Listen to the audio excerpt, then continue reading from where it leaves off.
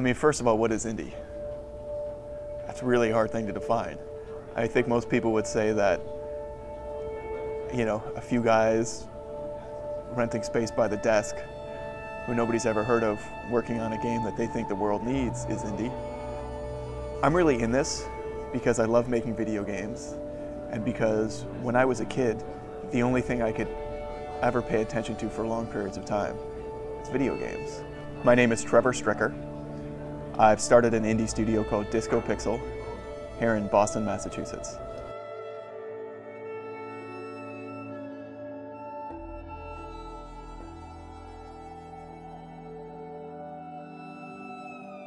Disco Pixel is something I actually started in 2007 after I shipped my last console title. After many long, painful years, we got a game out, and I didn't start making video games to be a tiny cog in a marketing machine. And so I started Disco Pixel in 2007. We were originally making a rhythm game for the Nintendo DS. This was way before it was cool to be an indie. That ended up being a big, black, smoking crater. It's 4th and goal with 10 seconds left. They're down by 6. This play will decide the game. I ended up helping to get quick hit football off the ground. You know football, you love football. Now play it for free online all year round. The thing behind quick hit football was we were going to be a massively multiplayer, online, competitive football game. I had done the gameplay for the first few iterations of NBA 2K. Brandon Justice, the lead designer of Madden. We had Dave Zadirko, who'd been the lead designer of NFL 2K. So we had a dream team for making a sports game. After we sold the company, I started Disco Pixel again.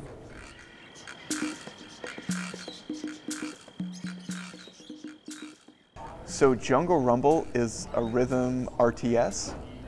Basically, there's this jungle world that's swirling to the beat, and you control individual monkeys in that world by drumming on them. I've always loved rhythm games, and it's always upset me that you're following a script. I was at a wedding in the west coast of Puerto Rico, and everybody was dancing, which is what happens in Puerto Rico.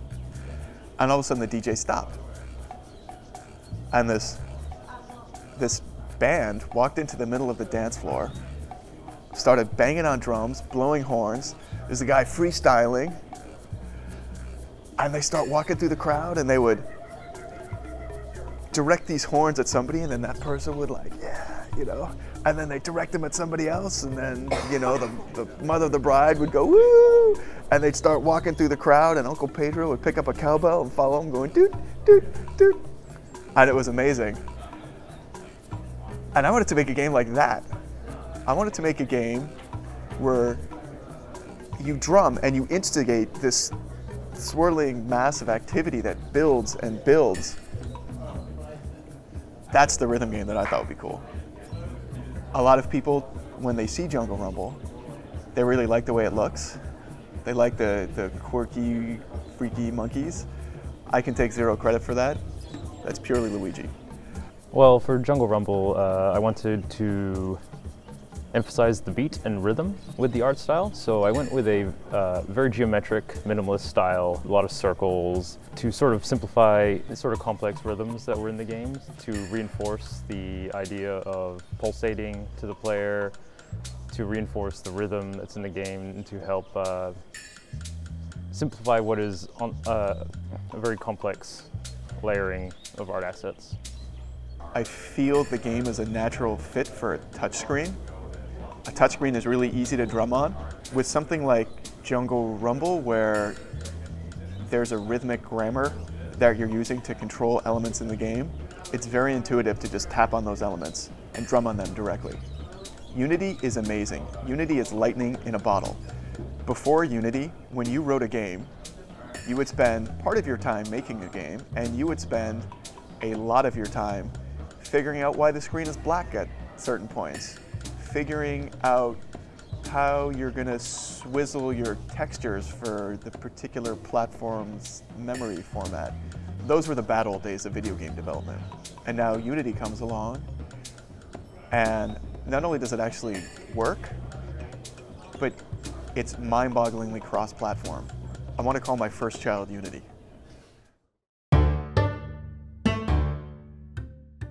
During my last couple years at Quick-Hit, I knew I was going to go indie again. In Boston, we have a very tight-knit indie community. We all know each other, we all hang out and drink beers with each other.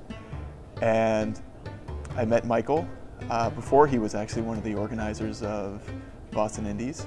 We met for drinks one evening. We were just talking about indie game development and about the business of indie game development. He said he was going to try and start this thing, the Indie Game Collective. What would it be? It would be part co-working space, but also part support group. They say one of the ways to be a successful creative person is to surround yourself with like-minded people, and the Indie Game Collective was going to be a group of like-minded people. So he had me at hello.